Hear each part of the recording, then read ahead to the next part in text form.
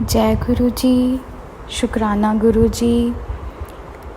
ये मेरा फर्स्ट सत्संग है पब्लिकली। इससे पहले मैं वन ऑन वन ही बात करती थी गुरु जी के बारे में, किसी से भी करती थी। तो सबसे पहले तो आज जो भी मैं बोलूँ वो गुरु जी ही मेरे को बुलवाएं। एंड आई होप कि मेरे ऐसे बोलने से सत्संग करने से बहुत सारे लोगों को उनकी क्वेश्चंस के आंसर्स मिल जाएं, जैसे कि मुझे मिलते हैं दूसरों के सत्संग सुन के। और मेरे से कोई भी गलती हो जाए तो प्लीज़ संगत जी मुझे माफ़ कर दें। और मैं गुरु जी की संगत हूँ। सॉरी, थोड़ा कॉन्शियस हो रही हूँ मैं। मेरा कोविड के बाद गुरु जी के साथ कनेक्शन बना। वैसे तो ऐसा बोलते हैं कि गुरु जी के साथ जो कनेक्शन है वो हमारा कब से है हमें खुद भी नहीं पता होता। मैं थोड़ा सा अपना बैकग्राउंड बताऊंगी ताकि सब लोग ये समझ पाएँ कि गुरु जी कितनी बड़ी शक्ति हैं, वो एक्चुअली में भगवान है। कि कैसे वो किसी का माइंड जो है वो 360 डिग्री चेंज कर सकते हैं। मेरा बैकग्राउंड जानने के बाद आपको समझ में आएगा कि मतलब मैं क्या कहना चाहती हूँ। तो मेरा जो जन्म है वो एक मुस्लिम परिवार में हुआ है।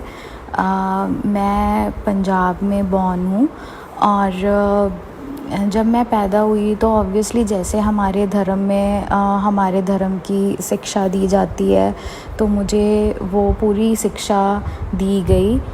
तो ऐसा नहीं है कि मुझे अपने धर्म का कोई नॉलेज नहीं है, ठीक है। तो उसके बाद में लेकिन एक था कि बचपन से मुझे शिव जी से बहुत ज़्यादा अट्रैक्शन था। और मैं बहुत थैंकफुल हूँ गुरु जी को कि मुझे ऐसे माँ बाप मिले जिन्होंने कभी भी मेरी स्पिरिचुअल जर्नी में कोई अड़चन नहीं डाली, मुझे कभी मना नहीं किया मंदिर जाने के लिए या कुछ भी करने के लिए। तो मुझे बहुत ज़्यादा अट्रैक्शन था। मुझे शिव जी बहुत अच्छे लगते थे, पता नहीं क्यों, बस अच्छे लगते थे। और मैं काफ़ी यंग एज में ही मंदिर भी जाने लगी थी। मेरे कुछ फ्रेंड्स थे तो मैं उनको बोलती थी कि मुझे अपने साथ ले जाया करो। तो मुझे सारे भगवान अच्छे लगते थे, लेकिन मुझे शिव जी बहुत अलग सा अट्रैक्शन था मुझे बचपन से ही। चलो खैर, उसके बाद में फिर मैं, जैसे हम पंजाब में रहते हैं तो मैं गुरुद्वारे भी जाती थी। तो गुरबानी मैंने सुननी, मुझे कुछ समझ में नहीं आना, मेरे बस बिल्कुल ऊपर से चली जानी। और उसके बाद में फिर मेरे घर के साथ ही पास में ही चर्च भी था, तो मैं हर संडे चर्च भी गई हूँ। तो वहाँ पे भी मेरे को कुछ समझ में नहीं आया। मैं किसी धर्म को क्रिटिसाइज़ नहीं कर रही, मैं सिर्फ ये बताना चाहती हूँ कि मैंने सब कुछ फॉलो किया हुआ है, सब कुछ फॉलो किया लाइफ में। उसके बाद में जब मैं बड़ी हुई तो मैं वर्किंग थी, तो मेरी जो कलीग थी she was follower of Sai Baba ji. तो मैं साईं बाबा जी को भी मैंने माना। और ऐसा भी टाइम पीरियड रहा जब मैं काफ़ी नास्तिक भी रही हूँ। जैसे होता है ना कि हमारा कोई काम नहीं बनता तो हम कहते हैं कि ये भगवान भगवान कुछ नहीं होता, और फिर हम बहुत वो हो जाते हैं, कट जाते हैं भगवान से। लेकिन शिव जी मुझे हमेशा बहुत अच्छे लगते थे। गणेश जी मेरे को बहुत अच्छे लगते थे। मुझे गणेश जी से बहुत पॉजिटिव वाइब्स आई हैं हमेशा, मतलब उनसे एक पॉजिटिविटी मिली है मुझे। और उसके बाद में फिर तो ये अब आपको मेरा थोड़ा बैकग्राउंड पता चल गया है कि शिव जी जो हैं मेरे को मैं बहुत अट्रैक्ट होती थी उनकी तरफ पूरी लाइफ, बचपन से लेके बड़े होते तक, ठीक है। तो मेरा अब क्या माइंडसेट बन गया गुरुजी से कनेक्ट होने से पहले, कोविड तक, कि भगवान तो होते हैं, वो अलग अलग रूप में होते हैं, लेकिन वो किसी इंसानी रूप में नहीं हो सकते। और जैसे कि हमारे इंडिया में काफ़ी ऐसा होता है कि काफ़ी केसेस और स्कैंडल्स होते हैं गुरुज़ के, तो फिर उस वजह से भी मेरा बिल्कुल ऐसा मानना था कि कोई जो इंसान है वो भगवान नहीं हो सकता, मतलब ये सब लोग फ्रॉड हैं, ऐसा ऐसा। सॉरी गुरुजी, तब मुझे आपकी शक्ति के बारे में नहीं पता था। एंड उसके बाद में मैंने सच बताऊँ तो मैंने बहुत क्रिटिसाइज़ करना गुरुजी को, बहुत क्रिटिसाइज़ करना, और इतना क्रिटिसाइज़ करना। लेकिन मेरे को कोविड के बाद एक ओमिक्रॉन आया था, अगर आपको याद होगा संगत जी। तो ओमिक्रॉन के टाइम पे पता नहीं मुझे वो हो गया था या क्या, आई डोंट नो। तो मैं आइल्स पढ़ाती हूँ और मेरा काम है बोलने का, पूरा दिन बोलने का, मेरा खुद का बिज़नेस है, ठीक है। तो मैं मेरे से बोला ही नहीं जाता था, मुझे इतनी कफ़ होती थी, इतनी कफ़ होती थी, इतनी मेडिसिन्स खाई मैंने, इतना कुछ किया। और मैं एक ऐसी इंसान हूँ जिसको कफ़ जो है वो बहुत रेयर हुई है कभी लाइफ में। तो कफ़ हो रही है, बोला नहीं जा रहा, इतनी परेशान हो रही हूँ, पूरी बॉडी थक जाती थी मेरी, बट मुझे बोलना पड़ता था। तो मैं इतना परेशान होगी, इतना परेशान होगी, मैं 1 महीने तक मेडिसिन्स खाए जा रही हूँ, कफ़ हुए जा रही है, सब कुछ करके देख लिया, but I was not getting well. तो मेरा क्या है कि अगर मुझे किसी तरह का कोई टेम्परेचर होता है तो मैं अपनी फैमिली के साथ सोना बंद कर देती हूँ, प्रिकॉशनरी, कि किसी और को ना हो। तो 1 महीने से ऊपर हो गया था, जनवरी का टाइम था, और मैं अलग कमरे में एक दिन लेटी हुई थी और मेरे को कफ़ हो रही थी रात में, मेरी फैमिली सो रही थी, मैं दूसरे रूम में थी, कफ़ हो रही है। और एकदम से मैं बहुत स्ट्रॉन्ग हूँ, लेकिन मैं बहुत रोने लगी। तो बहुत रोने लगी, और उसके बाद मैं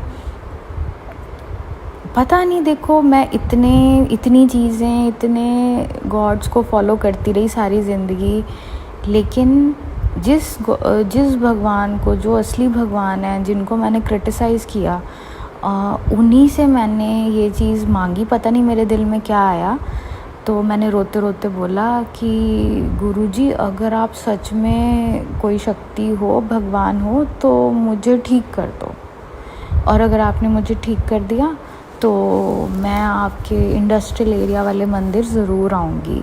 तो इंडस्ट्रियल एरिया वाला मंदिर मुझे कहीं से पता चल रहा था इधर उधर से, तो बट मैं बिल्कुल बिलीव नहीं करती थी, ठीक है।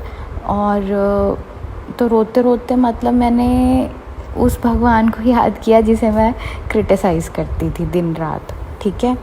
और जब मैं रोते रोते सो गई, उसके बाद में जब मैं सुबह उठी तो मैं ऐसे उठी जैसे मुझे कुछ हुआ ही नहीं था कभी भी, किसी तरह की कोई डिज़ीज़, कोई हेल्थ इशू, कुछ भी। तो मैं उठी तो कोई कफ़ नहीं, कुछ नहीं, कोई टेम्परेचर नहीं, ऐसा लग रहा है सब परफेक्ट है।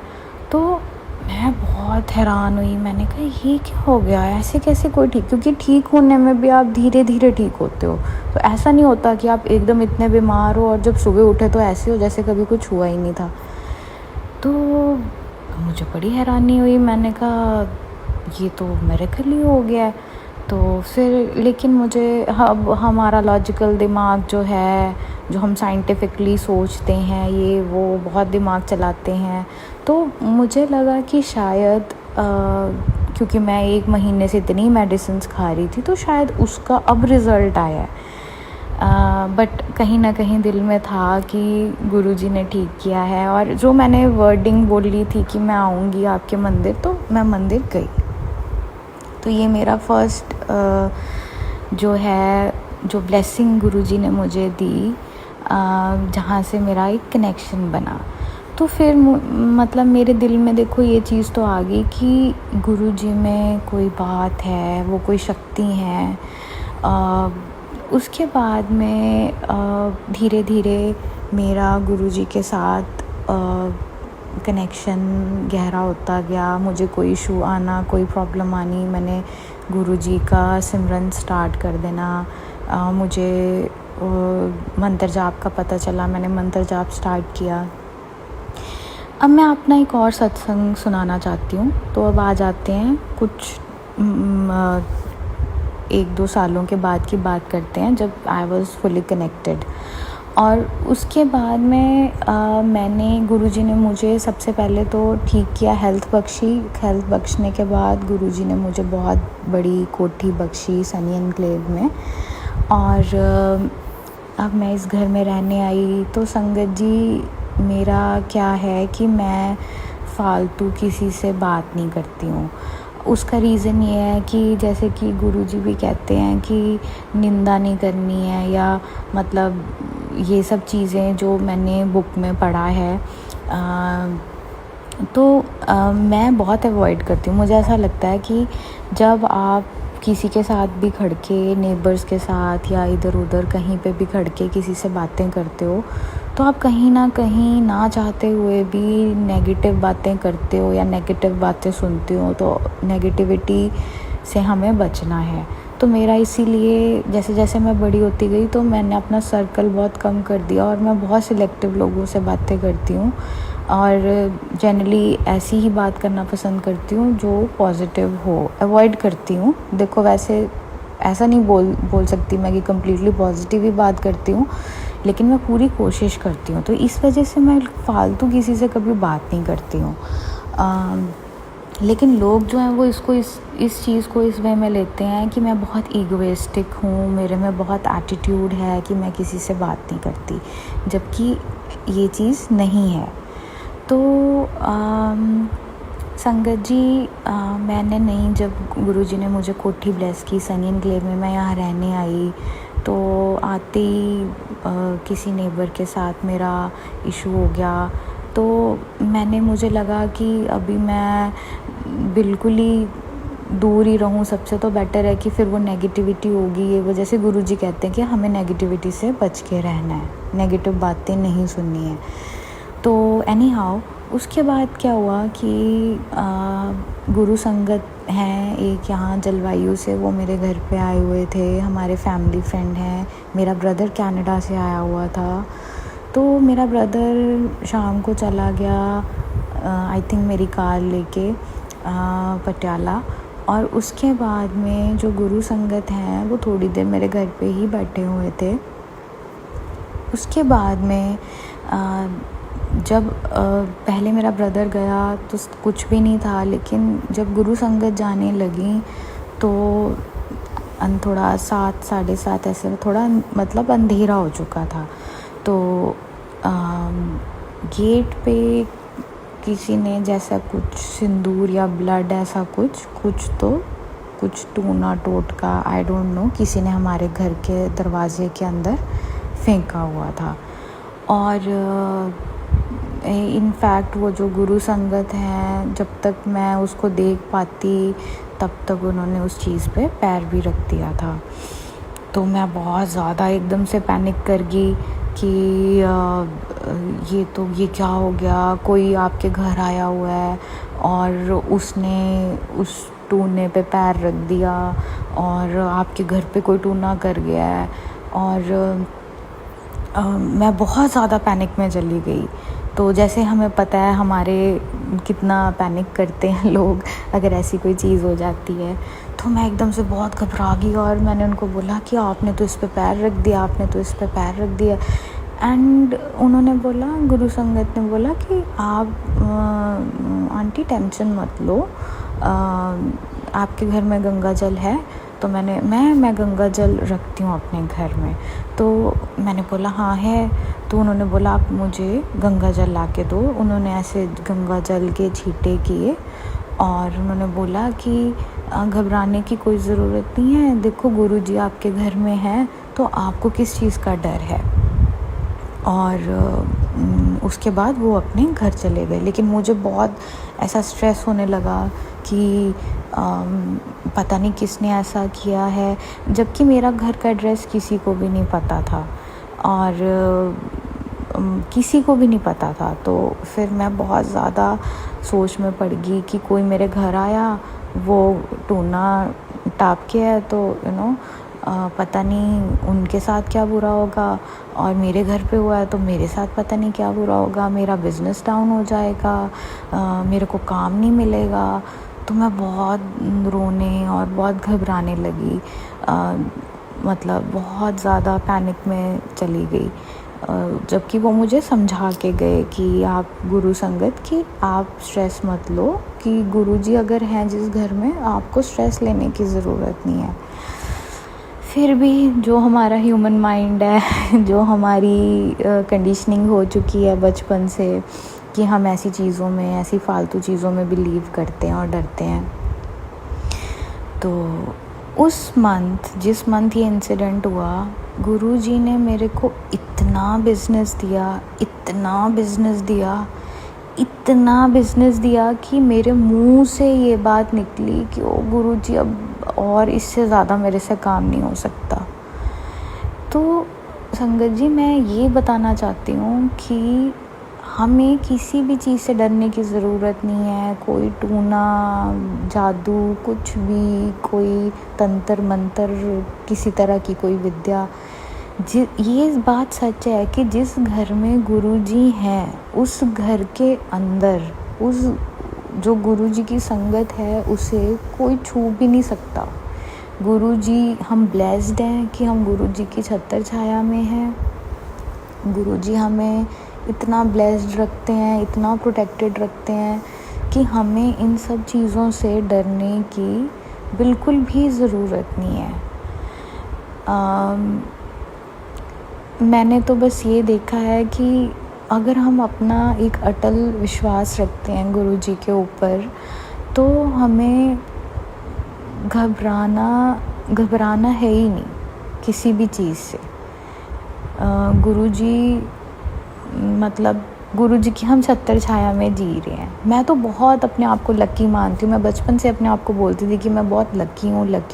बट अब मुझे आके इस बात का मतलब समझ में आया है कि एकदम एक मुस्लिम फैमिली में बॉर्न होने के बावजूद मैंने अपने गुरु को पा लिया, मैंने अपने गुरु के साथ कनेक्ट कर लिया, मैं उनकी छत्र छाया में चली गई, उन्होंने अपने चरणों में मेरे को जगह दी है।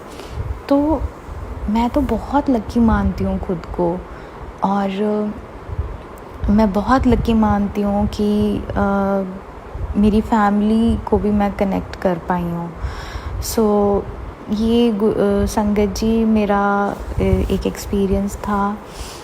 और एक एक्सपीरियंस मैं और बताना चाहती हूँ कि हाँ, एक और है हमारे फैमिली फ्रेंड, और वो भी रिसेंटली ही गुरुजी को मानने लगे हैं। तो उनके साथ मैं डुगरी गई थी, तो वो मेरा फर्स्ट विज़िट था डुगरी का। तो उस टाइम पे उस दिन बहुत गर्मी का दिन था, और जैसे ही मैं वहाँ पे पहुँची तो मैंने अंदर एंटर करते ही मैंने उन्हें बोला धीरे से कि यहाँ पे ना शायद इधर इस साइड को जाना है। तो आगे कोई संगत दर्शन करने आई थी, वो बोलते हैं नहीं, ये तो लास्ट में सारा कुछ होने के बाद यहाँ पे लाइन लगती है कि अगर किसी ने स्वरूप लेना है या किसी तरह की कोई ब्लेसिंग लेनी है, कार स्टिकर या कुछ भी। तो मैंने उनको बोला कि हम भी यहाँ से ब्लेसिंग्स लेके जाएंगे गुरुजी के स्वरूप, और हम यहाँ से ब्रेसलेट लेके जाएंगे, क्योंकि मैंने एक ब्रेसलेट पहना हुआ था जो कि ख़राब हो गया था, और मैं बहुत इनकम्प्लीट फ़ील कर रही थी कि मेरे हाथ में नहीं है गुरुजी का ब्रेसलेट। तो मैंने उनको बोला कि हम ना यहाँ से जाते हुए, मतलब एंटर करते ही मैंने ये बात बोली कि हम यहाँ से जाते हुए ब्रेसलेट लेके जाएंगे गुरुजी का। चलिए, हमने सारा कुछ किया, सारे दर्शन किए, काफ़ी संगत उस दिन आई थी, तो इस वजह से काफ़ी टाइम लग गया। और जब सब कुछ हो गया, काफ़ी घंटों बाद हमें फाइनली, हम लंगर प्रसाद लेने के लिए जा रहे थे, तो बहुत सारी संगत जा रही थी, काफ़ी भीड़ थी।